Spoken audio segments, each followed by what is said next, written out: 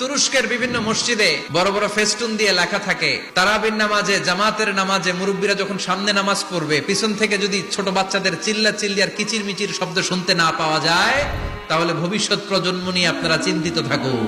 পিছনে যদি বাচ্চাদের হই হুল্লোড় না থাকে, চিল্লা ফাল্লা না থাকে, তার মানে নেক্সট জেনারেশন এগুলো মুসল্লি হবে না, এগুলো হবে টাকা। এজন্য এরা বিভিন্ন প্রজেক্ট চালু করেছে। 40 দিন টানা ফজরের নামাজ যে ছোট বাচ্চারা মসজিদে এসে পড়বে, ওই প্রজেক্টের আওতা থেকে একটা করে সাইকেল দিয়ে দেওয়া হচ্ছে। অনেক দেশে তারাবি পড়েছে রামাদানে, ছোট বাচ্চারা পিছনে অনেক কিচির মিচির করে, হঠাৎ অ্যানাউন্সমেন্ট দেয়, বাবা মারা ছেলে মেয়েদেরকে শান্ত করেন, কিছুক্ষণ শান্ত, 2 রাকাত পরে আবার চিল্লাচিল্লি। এজন্য ছোট বাচ্চাদেরকে মসজিদ থেকে তাড়িয়ে দেওয়া যাবে, এদেরকেও নিয়ে যাবে। কুয়েতে আরেকটা প্রজেক্ট করছে, দ্বিতীয় বিবাহ প্রকল্প। কি কাজ এই প্রকল্পের? তারা ঘোষণা দিল মসজিদে ফজরের সালাতে মুসল্লি পাওয়া যায় না, তো যারা যারা ফজরের নামাজে মসজিদে আসবে না, তাদেরকে মসজিদের টাকা দিয়ে দ্বিতীয় বিবাহের ব্যবস্থা করে দেওয়া হবে। এই ঘোষণা দেওয়ার পর থেকে ওই এলাকার কোন মহিলার তাহাজ্জুদ মিস হয় না। ফজর তো অনেক দূরে, তাহাজ্জুদের সময় থেকে হাজবেন্ডে ডাকা শুরু করে মসজিদে যাও, কারণ মসজিদে না গেলে দ্বিতীয় বিয়ে আছে না নাই? সুবহানাল্লাহ কইবেন না? What a project, what a project, কত চমৎকার প্রজেক্ট। এই প্রজেক্ট গুলো নেওয়ার দরকার আছে না নাই?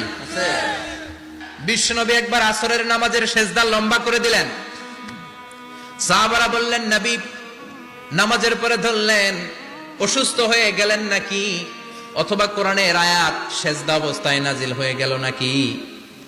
আসরের সেজদা তো এত লম্বা করতে কখনো দেখি নাই রে নবী।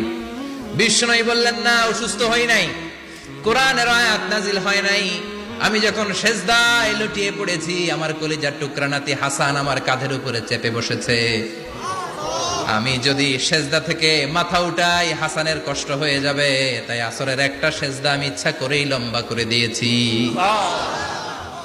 কি নবী ছিল, কি মায়া ছিল নাতিদের সাথে। হাসান হুসাইন, বিশ্বনবী যে নবী হচ্ছে সব নবীদের সর্দার, ওই নবীরে ঘোড়া বানায়া, বিশ্বনবীর বাবরি চুল ছিল তো, ওই চুল ধরে এরকম ঘোড়া ঘোড়া খেলতো। বিশ্বনবীর কাঁধে বসে বিশ্বনবীর বাবরি চুল টেনে টেনে কয় এটা আমার ঘোড়া। হাসান হুসাইনের গায়ের এমন কোন জায়গা নাই যে জায়গায় বিশ্বনবী চুমা দেয় নাই। আর বলতেন রাইহানা চাইনি ফিদ দুনিয়া, হাসান আর হুসাইন হলো আমার দুনিয়ার সুগন্ধি। সাইয়্যিদা শাবাবি আহলিল জান্নাহ, জান্নাতীরা আপনারা যারা জান্নাতে যাবেন, আপনাদের সামনে 2টা পতাকা থাকবে, একটা থাকবে হাসানের হাতে আর একটা হুসাইনের হাতে।